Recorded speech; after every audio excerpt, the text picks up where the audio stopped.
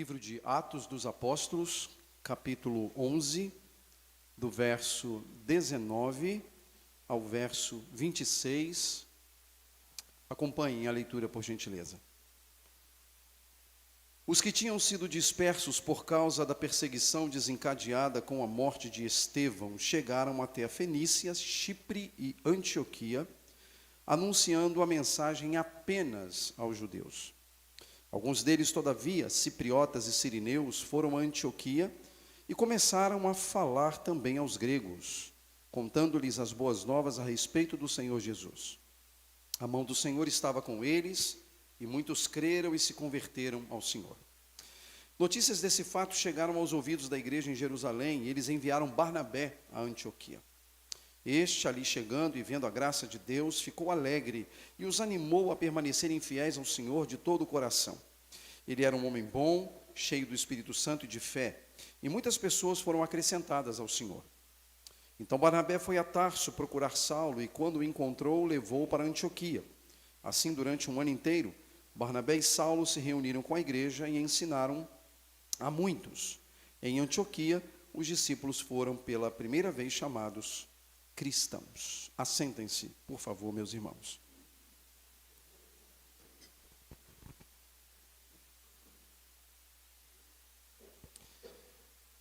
Nós estamos num percurso este ano, já que nós estamos considerando o tema igreja. Esse é o tema principal para o ano de 2022. Já consideramos alguns aspectos importantes relativos à igreja, quando consideramos, por exemplo, as evidências de uma fé salvífica para que alguém pertença à igreja. Ou mesmo quando nós pensamos nos pilares da igreja, na sua unidade, sua santidade, apostolicidade, catolicidade. E agora nós estamos aí numa breve série sobre a Igreja de Jesus e os seus testemunhos bíblicos, cujo objetivo é olharmos para algumas igrejas do Novo Testamento, pensarmos na dinâmica dessas igrejas e, obviamente, buscarmos em Deus sabedoria para aprender com essas igrejas como ser igreja, como nos tornarmos uma igreja que honra a Deus. Já consideramos a igreja de Jerusalém. Isso foi tratada 2 semanas atrás, foi a última ocasião em que eu preguei. E hoje nós chegamos então à igreja de Antioquia. A igreja de Antioquia. Mais uma igreja, uma importante igreja do Novo Testamento. Ao fazer isso, meus irmãos, eu não tenho outro desejo, senão que os nossos olhares sobre a igreja sejam corrigidos. Por que é importante corrigir nossos olhares? Porque nós vivemos num mundo de muitos paradigmas e de muitos modelos, inclusive modelos de igrejas. E aí, obviamente, que os modelos que nos são oferecidos, eles nos são apresentados, alguns deles vêm a calhar com os nossos gostos pessoais, com aquilo que nós entendemos que é legal para a igreja. Quando, na verdade, nós precisamos corrigir a nossa maneira de olhar a igreja e, ao corrigir, olhar para essa realidade a partir de uma perspectiva bíblica. Porque se há um modelo, ou se há modelos que devem ser utilizados, esses modelos estão revelados nas Escrituras. Os nossos olhares não têm que estar centrados nas grandes igrejas de Nova York, ou de São Paulo, ou de Londres. Nossos olhares precisam estar primariamente centrados nas igrejas de Jerusalém, Antioquia, Colossos, Filipos, Éfeso. Porque são igrejas que estão no Novo Testamento, igrejas às quais o Senhor dirigiu a sua palavra e que, portanto, tem muito a dizer a todos nós. Essa passagem, meus irmãos, do capítulo 11, ela está inserida num contexto que foi desencadeado com a perseguição causada pela morte de Estevão. O relato da morte de Estevão ocorre no capítulo 6 do livro de Atos. Estevão é um homem piedoso, ele é um santo servo de Deus, ele é um diácono da igreja, ele está entre aqueles 7 que foram escolhidos para compor o grupo de diáconos que iria servir a igreja de Jerusalém, que iria cuidar dos órfãos e das viúvas. Mas o testemunho de Estevão era um testemunho que causava horrores, hostilidade, para os líderes romanos ali presentes em Jerusalém. E Estevão, ele é morto por apedrejamento. Ele é morto como alguém que, tendo passado por um julgamento do sinédrio, é condenado por causa de Cristo, por causa do Evangelho. A sua morte desencadeou, então, uma perseguição contra judeus, e uma vez que o movimento cristão estava inserido ali, também contra cristãos, e eles precisam dispersar. Eles precisam dispersar. E ao dispersarem, eles buscaram inúmeras alternativas dentro do contexto em que eles viviam para estabelecer suas famílias, seu trabalho e tentar viver da melhor maneira possível. Judeus que haviam aderido à fé também precisam partir de Jerusalém. Aliás, o texto bíblico vai dizer um pouco mais à frente que apenas os apóstolos permaneceram ali. Todos os demais cristãos tiveram que sair da cidade de Jerusalém por causa da hostilidade e por causa também da perseguição. Mas é muito interessante o testemunho desses irmãos que saíram de Jerusalém, porque nós temos o testemunho no capítulo 8 de Atos de que onde quer que eles se encontrassem, eles pregavam o Evangelho. Pregavam onde quer que fossem. Ou seja, a mensagem que havia provocado a morte de Estevão,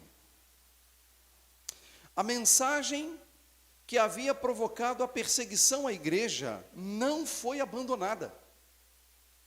Mesmo com toda a hostilidade e perseguição, a igreja continuou anunciando o Evangelho, a igreja continuou pregando o Evangelho.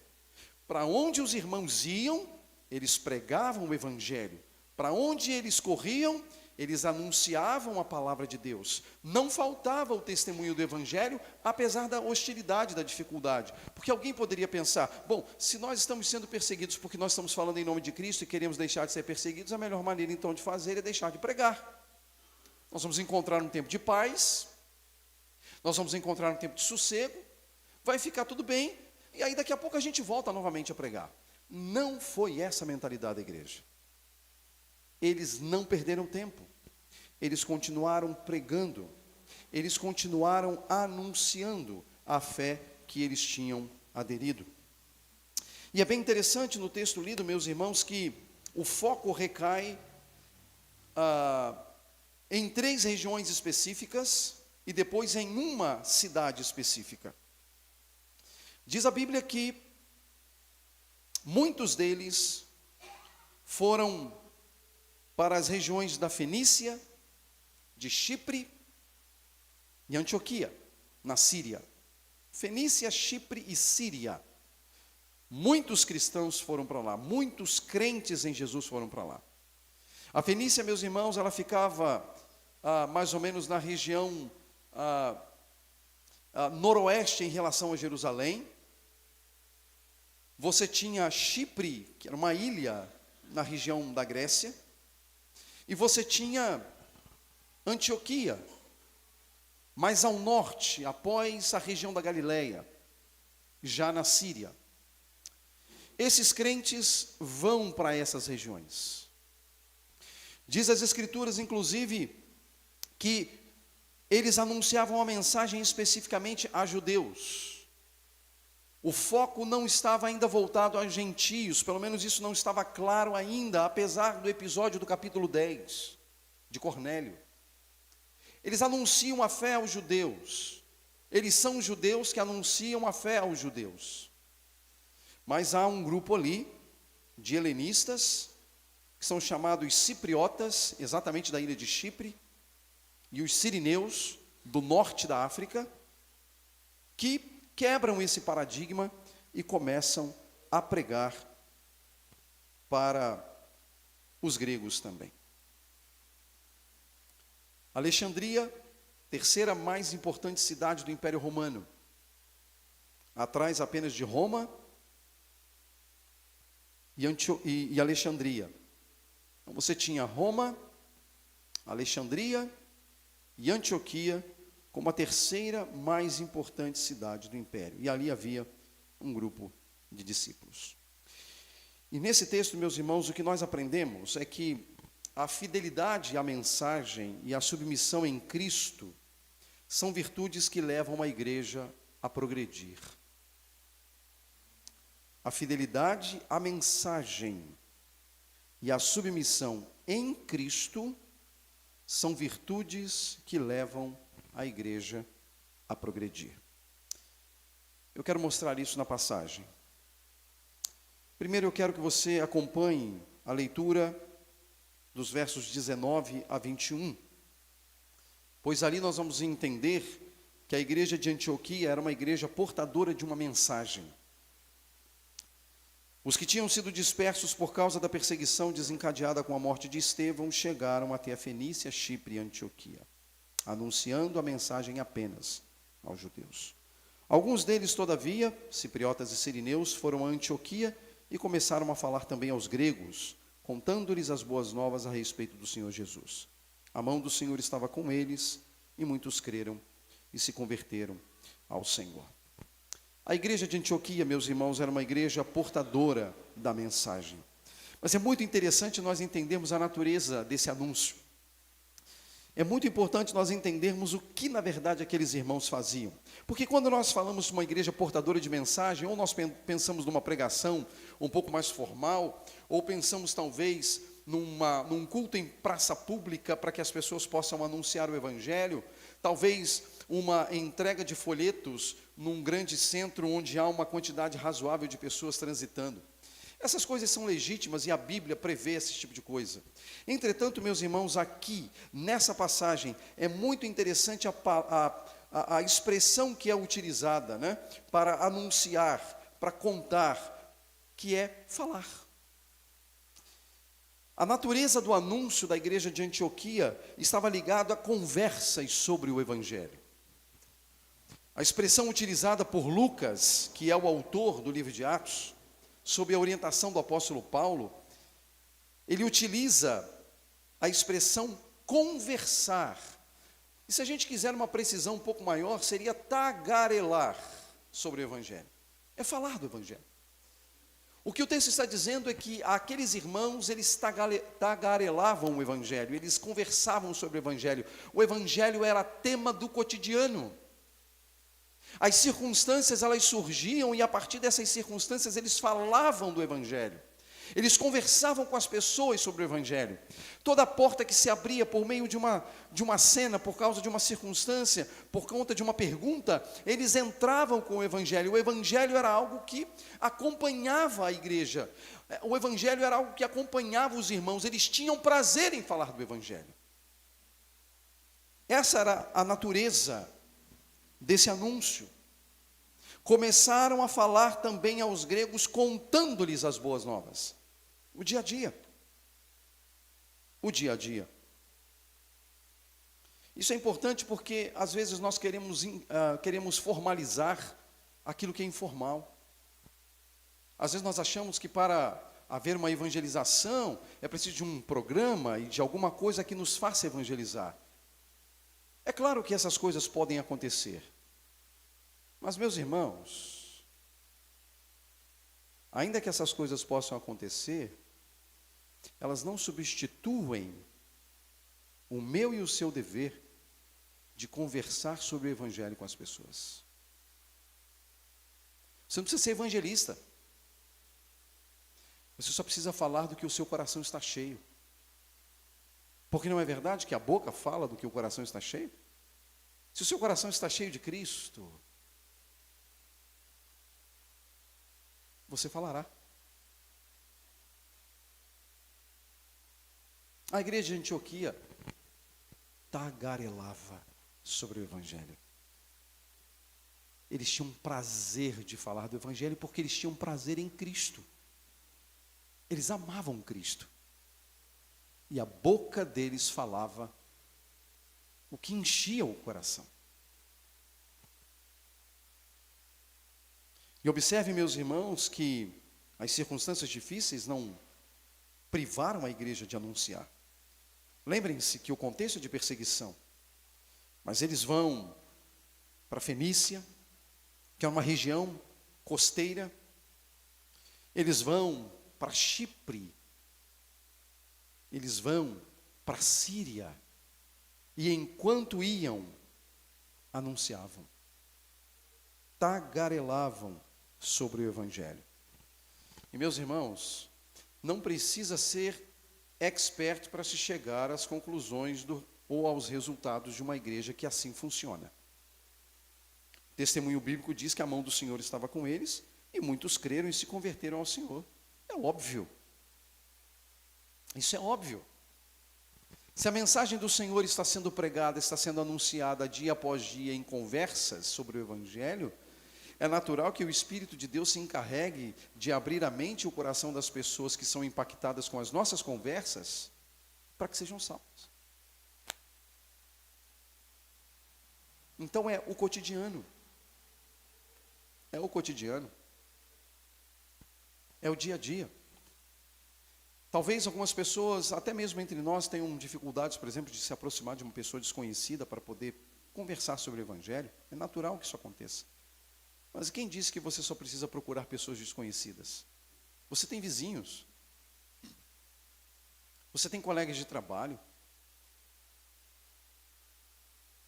Você tem aquela pessoa que puxa a conversa com você na fila do banco e que abre uma porta para você compartilhar de Cristo. Tem a pessoa que se assenta ao seu lado no ônibus e que de repente te dá ou faz um comentário que de repente alguém pode imaginar que é irrelevante, mas que talvez seja um ponto que você precisa para conversar sobre Cristo com ela.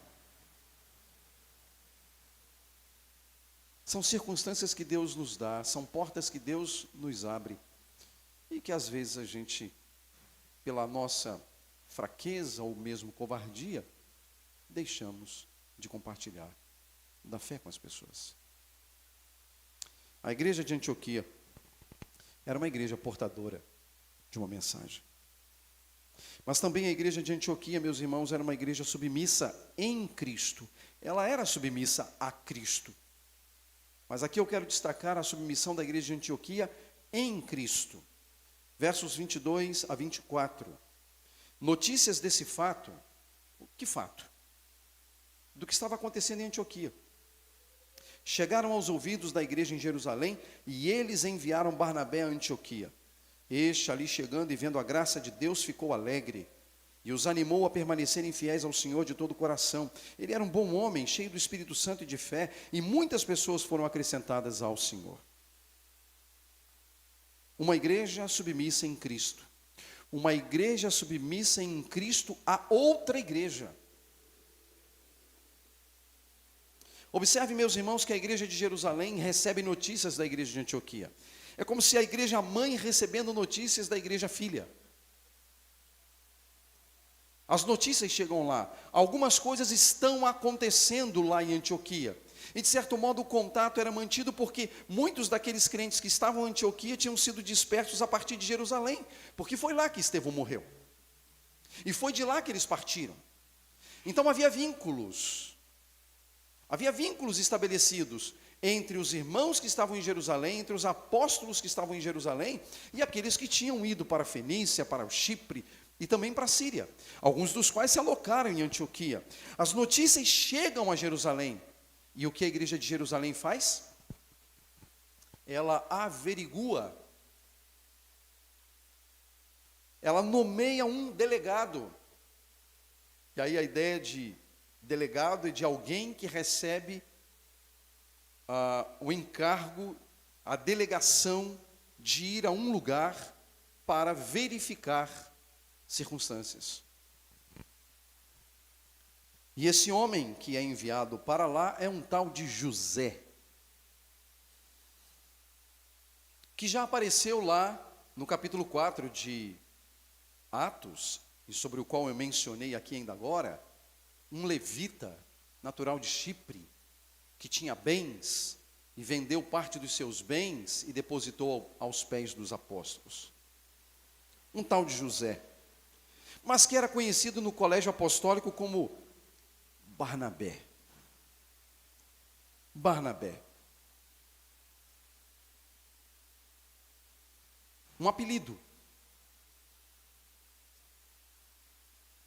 cujo sentido tem sido traduzido em nossas Bíblias como filho da consolação. Mas é bem interessante que a palavra ali utilizada no aramaico, que é o nome dele, aramaico, Barnabá, a ideia de consolação está ligada à ideia profética. Nabá vem de Navi, que significa profeta. E muito provavelmente o que está em jogo aqui é que esse homem era um filho da consolação, no sentido da consolação que os profetas haviam anunciado sobre a vinda do Messias. Não era que ele era um homem que saía consolando pessoas. Ele era alguém que vivia realizando clínicas pastorais para aconselhar e consolar as pessoas. Não. A ideia aqui era a consolação revelada no Messias. Uma ideia que nós encontramos, por exemplo, no capítulo 2 de Lucas, quando Jesus nasce, há um homem chamado Simeão, que louva a Deus porque aquela consolação que ele esperava havia se revelado, a consolação havia se revelado, que é Cristo. A ideia, portanto, é que esse homem chamado Barnabé, ele era um judeu, um levita, e por ser um levita, ele tinha bens que eram utilizados para o serviço do próprio povo na expectativa da chegada do Messias. Porque veja, um levita, os seus bens não pertenciam necessariamente a ele. Um levita poderia ter bens, mas que deveriam ser disponibilizados para o bem do povo. Parece que Barnabé entende que o Messias de fato veio e aquela consolação que ele aguardava havia chegado. Então ele não teve dificuldade de dispor dos seus bens para depositar aos pés dos apóstolos, para abençoar a comunidade de Cristo. Se os bens dele estavam sendo guardados para que quando o Messias se revelasse, ele pudesse ser utilizado. E esse homem não tem dificuldade de dispor os seus bens, como um filho da consolação. Como um filho da consolação. E esse homem é apresentado aqui com algumas virtudes. Ele chega na cidade de Antioquia, ele vai averiguar o que está acontecendo ali, e diz a Bíblia que quando ele chega ali, quando ele chega a Antioquia, ele vê a graça de Deus. Ao ver a graça de Deus, diz o texto que ele se alegra.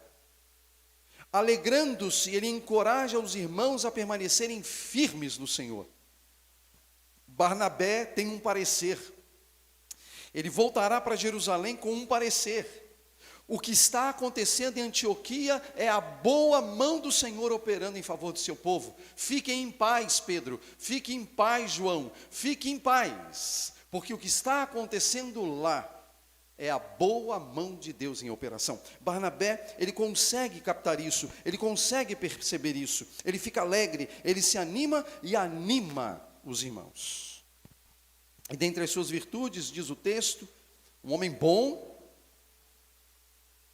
cheio de fé e do Espírito Santo. Homem bom. A gente tem a tendência de pegar um adjetivo como esse e dizer, ele é bom porque ele fazia o bem. E aí a gente atrela a bondade à benignidade. Esse conceito não deixa de estar certo. Mas a palavra bom utilizada para Barnabé aqui dá a ideia de que ele era um homem prestativo, ele era um homem pronto a servir. Barnabé era um homem pronto a servir. Irmãos, a gente não tem dúvidas disso, né? Para lembrar apenas esses 3 episódios que a gente encontra no livro de Atos, Barnabé serve. Ele serve com os seus bens no capítulo 4, ele serve com o seu tempo aqui no capítulo 11, e ele vai servir com o seu tempo no capítulo 13, quando ele e Paulo saem para a primeira viagem. Ele está na companhia de Paulo. É um homem pronto a servir. É isso que significa ser bom, aqui no caso. Significa ser benigno? Não há dúvidas. Mas era muito mais do que um conceito abstrato. Era algo concreto de um homem que estava pronto a servir as pessoas, pronto a servir a igreja. Ele era um homem que amava a igreja. E por isso ele servia a igreja. Mas o texto também diz que ele era um homem cheio do Espírito Santo e de fé. E o conceito de plenitude do Espírito no texto é muito interessante, inclusive no próprio livro de Atos, nas ocasiões que esse conceito de ser cheio do Espírito aparece, e a gente encontra isso desde o início do livro de Atos, praticamente, aponta para a realidade de uma vida que está sob uma sabedoria. E obviamente que essa sabedoria é a sabedoria das Escrituras, plantada no coração desse indivíduo por meio do Espírito Santo. Por isso que o texto diz que ele era também um homem cheio de fé. Essa fé que deriva da plenitude do Espírito em conceder compreensão da Escritura. Fé porque ele conhecia o Deus que havia se revelado em Cristo. Um homem cheio do Espírito Santo e de fé. Um conceito que deve ser reajustado hoje, porque muitas pessoas têm um conceito equivocado de ser cheio do Espírito. E atrela isso a tantas outras coisas e jamais a profundidade da palavra de Deus. E a sabedoria que dela deriva. E ele, como um homem cheio do Espírito, ele fazia o que fazia. Porque só um homem cheio do Espírito pode fazer o que ele fez. Doar os seus bens, no caso aqui, pelo menos em parte, até agora, porque não vimos tudo. Ser um delegado até Antioquia, para verificar a condição da igreja ali, e levar um parecer aos apóstolos. Um homem bom, prestativo à igreja de Jesus. Um homem que doava a sua própria vida para o reino de Deus. Qual é o resultado disso?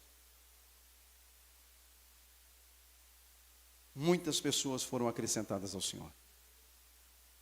Muitas pessoas foram acrescentadas ao Senhor por causa do testemunho de um homem chamado Barnabé.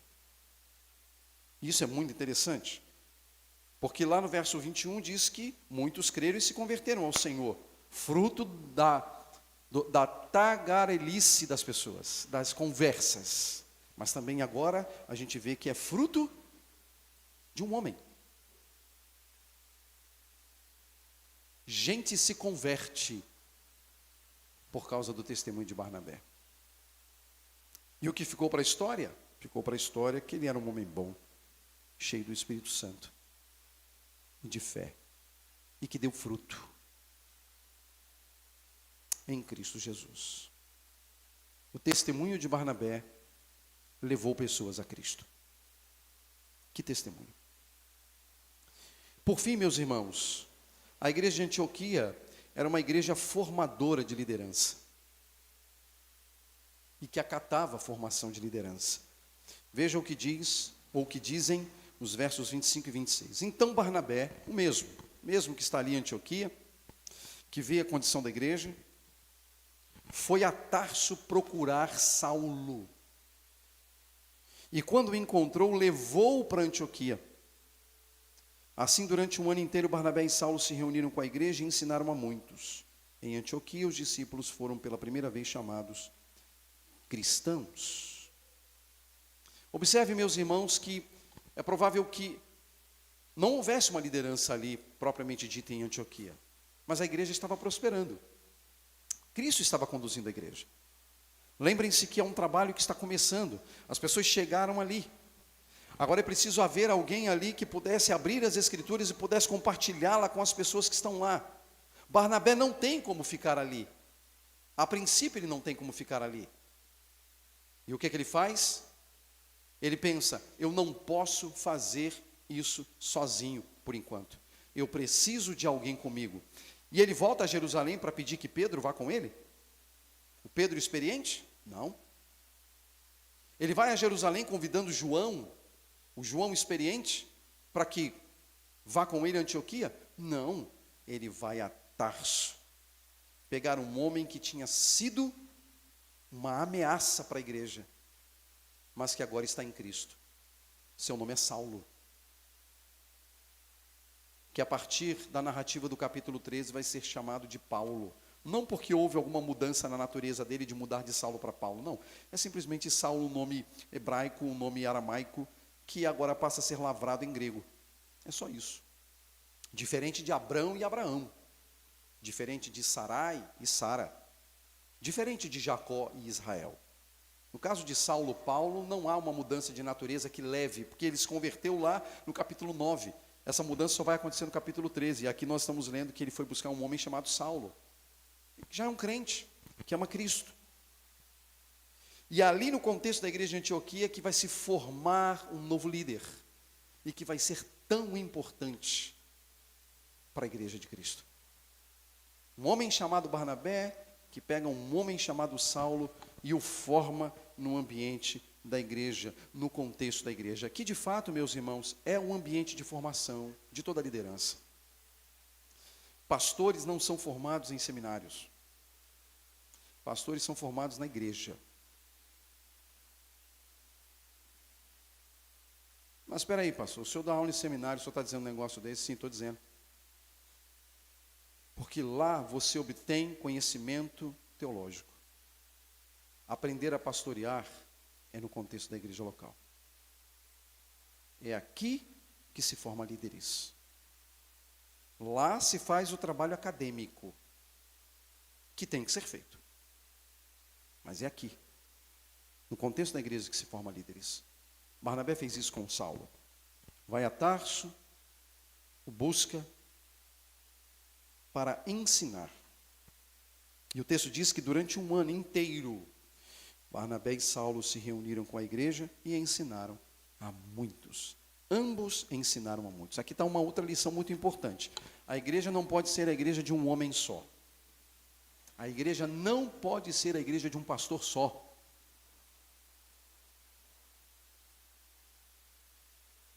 Por isso que a Bíblia fala, e o Novo Testamento fala da pluralidade de presbíteros no contexto da igreja.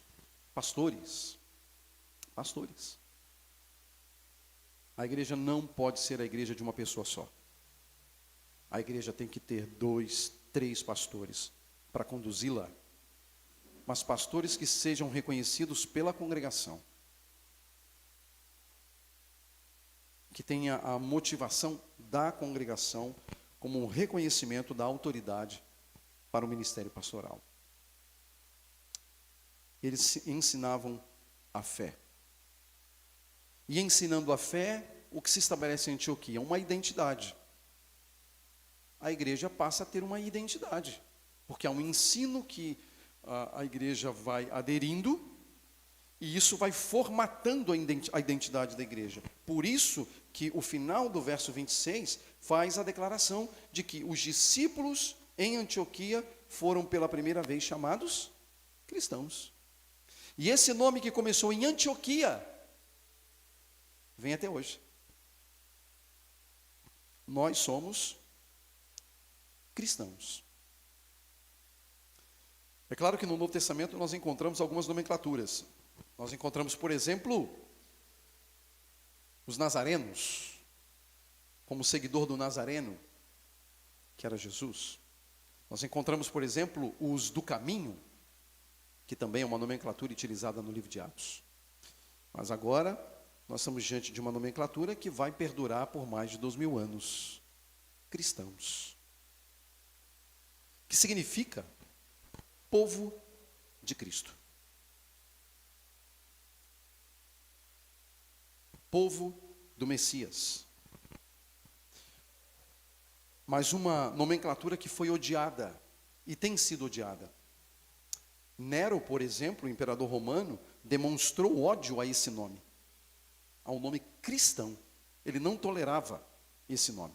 Não à toa que muitos dos cristãos foram presos em hastes nos seus jardins, atearam fogo neles para iluminar as noites em Roma, nos seus jardins, enquanto ele tocava sua lira. Crentes em Cristo, presos em estacas e sendo incendiados para iluminar os jardins de Nero, porque ele odiava o termo cristão. No século II, por exemplo, Tertuliano vive a experiência comum, muito comum ainda dentro do Império Romano, em que se dizia, ou em que se gritava nas grandes concentrações festivas do Império Romano: Christianos ad leonem, cristãos aos leões. E havia uma farra,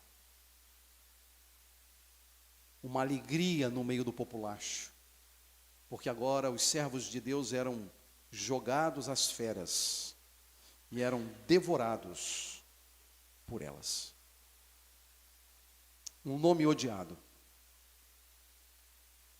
mas um nome que deriva daquele que tem um nome que é sobre todo nome, que é o nome de Jesus. Um nome de Jesus. Eu quero fazer, meus irmãos, 3 aplicações rápidas, com base no exemplo da igreja de Antioquia e também no exemplo de um homem chamado Barnabé. Eu espero que seja útil à nossa igreja. Lembrando que as aplicações são voltadas para Redentor, para as realidades da Redentor. Ainda que respeitemos, obviamente, aqueles irmãos que eventualmente nos acompanham pelas redes sociais. É pensando nessa realidade. A pregação é para essa igreja, com aplicação para essa igreja. E a primeira que eu faço é que devemos nos esforçar para anunciar Jesus em nossas conversas diárias. Precisamos nos esforçar para anunciar Jesus em nossas conversas diárias. Meu irmão, minha irmã, quantas são as oportunidades que nos são dadas diariamente para compartilhar o Evangelho?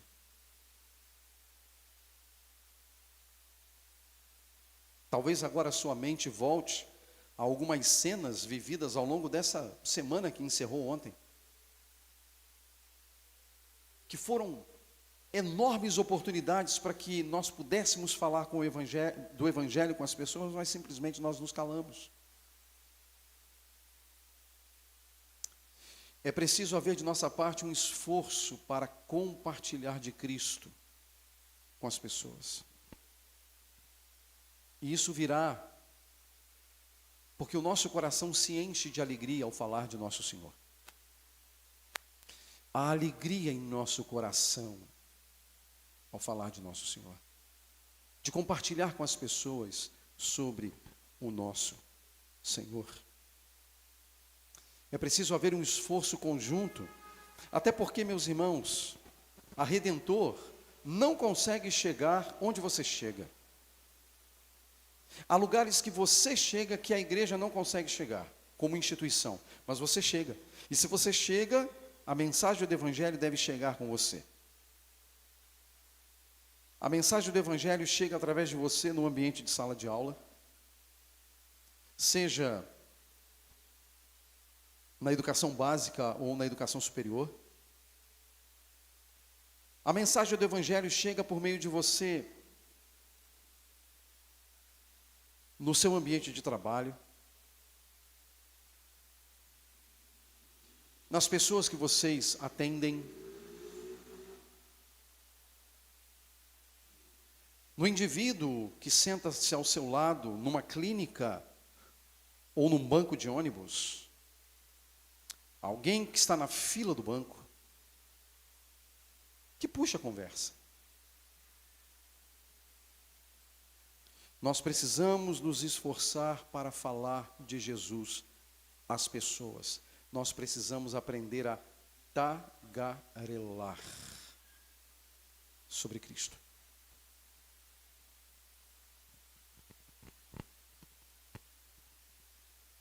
Segunda aplicação, como corpo local, e aí eu penso agora como igreja, local, nós precisamos aprender a servir a igreja de Jesus para além dos nossos limites.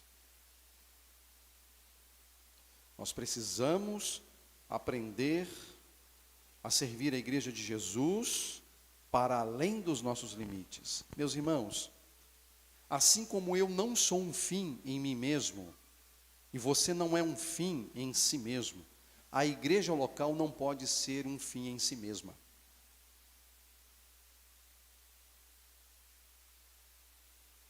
A igreja local, ela precisa se expandir para além dos nossos limites e ajudar outras igrejas que eventualmente atravessam lutas e dificuldades. Não é uma intervenção, não é uma interferência, mas apoiar, ajudar, socorrer. Isso é bíblico. Veja o que a igreja de Jerusalém fez com a igreja de Antioquia. Vamos averiguar se está tudo bem. É verdade que talvez esse tipo de mentalidade muitas vezes vai ser estorvado, vai ser impedido exatamente porque a gente não se sente muito à vontade em receber a visita de uma pessoa que veio investigar a situação da igreja. Mas, meus irmãos, a igreja de Cristo, e nós como igreja local, como corpo local, não podemos, nos ensimesmarmos. Nós precisamos ter uma percepção que vá além dos nossos limites. Por exemplo, e não apenas isso, mas tomamos uma decisão há alguns domingos atrás de darmos suporte a pelo menos 4 pastores africanos. Essa é uma decisão que a igreja tomou. E isso é uma maneira de ir além dos nossos limites. Talvez com esse apoio a esses pastores, com material, com livros, com literatura, para que eles possam se instrumentalizar melhor para ensinar as suas igrejas, a nossa igreja estará abençoando igrejas que talvez aqui na terra a gente não vai ter a oportunidade de visitar e nem de conhecer, mas que a gente sabe que Deus irá fazer a obra por meio desses pastores, se eles permanecerem fiéis. Isso é uma bênção. Não podemos nos ensimesmarmos, nós precisamos ir além dos nossos limites. A Redentor precisa ter os olhos para fora dela. Nós precisamos ter olhos para fora de nós mesmos e ver que há um campo vasto que nós podemos semear para a glória de Jesus. E se necessário que verifiquemos as necessidades dos nossos irmãos em Cristo, e na medida da graça de Deus os socorramos. Isso é evangelho. Isso é um ensino. E terceiro, e último, mas nem por isso menos importante, a igreja precisa estar atenta a formação de novos líderes.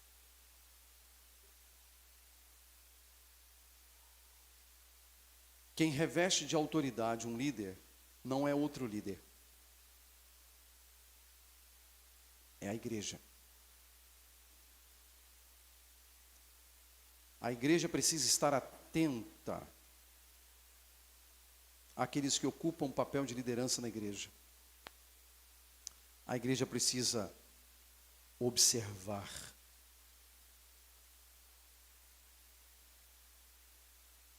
A igreja precisa perceber a graça de Deus em andamento na vida dessas pessoas. Porque é aqui. Nós precisamos formar aqui novos líderes para o progresso do Evangelho. Precisamos formar líderes para pastorear outras igrejas, para pastorear esta igreja. Nós precisamos formar líderes para os campos missionários, dentro e fora do Brasil. Nós precisamos formar líderes para o progresso de Cristo e de seu Evangelho. E de onde Deus levantará essa gente? Meus irmãos, é da igreja. É aqui. Por isso nós precisamos estar muito atentos. percebendo a graça de Deus sobre aqueles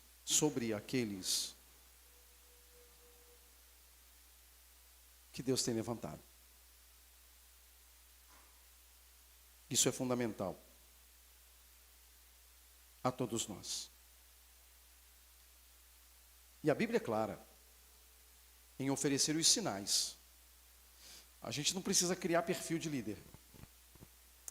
Tem igrejas que gostam de criar perfil de líder. Por exemplo, eu conheço igrejas que não se contentam com a lista de 1 Timóteo 3 e de Tito, sobre o perfil, por exemplo, do pastor.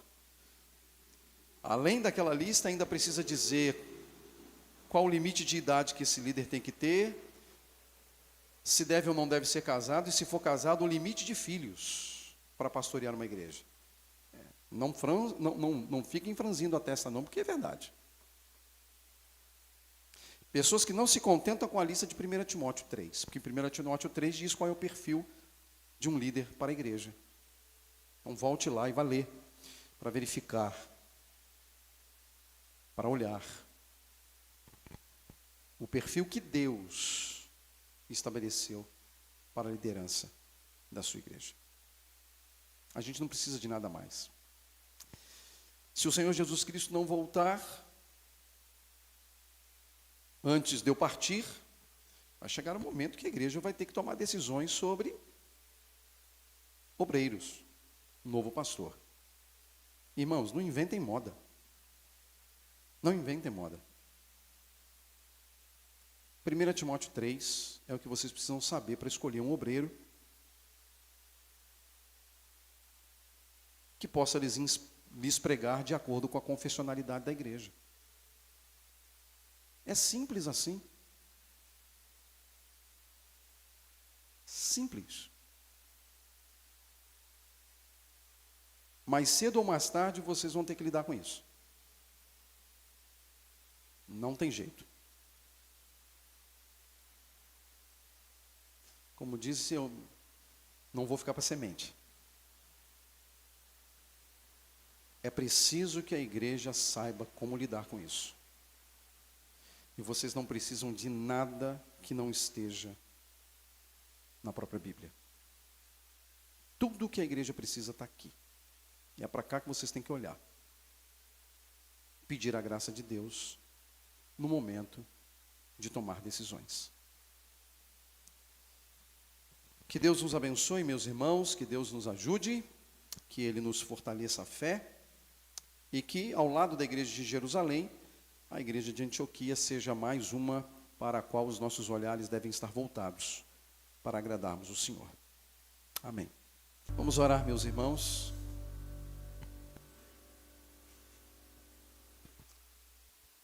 Nós bendizemos o Teu nome, Senhor, porque a igreja nunca esteve órfã. O Senhor sempre cuidou dela e nós somos testemunhas de que o Senhor continua cuidando dela. Te louvamos porque, apesar das nossas fragilidades humanas, nesses 2000 anos o Senhor a manteve de pé. E louvamos o Teu nome, ó Deus, por isso. Então somente, ó Deus, pedimos que o Espírito do Senhor nos conduza, para que entendamos, ó Deus, a Tua vontade, para que obedientemente vivamos em Tua presença,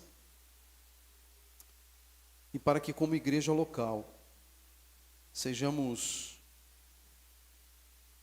um instrumento afiado nas mãos do Senhor, para os Teus propósitos. Cuida de nós, ajuda-nos a levar a mensagem, a conversar com as pessoas sobre a fé. Ajuda-nos, ó Deus, a preocuparmos-nos com o Teu reino. E ajuda-nos na formação de líderes que levarão adiante a Tua obra e formarão novos líderes. Repousa sobre nós, Senhor, o Teu cuidado, conduz os nossos passos. E que o amor de Deus o Pai, a graça bendita de Jesus Cristo e a consolação do Espírito repousem sobre todos vocês e sobre o povo do Senhor que está espalhado por toda a terra, hoje e sempre. Amém. Deus abençoe vocês, irmãos. Tenham todos uma boa semana. Deus guarde vocês.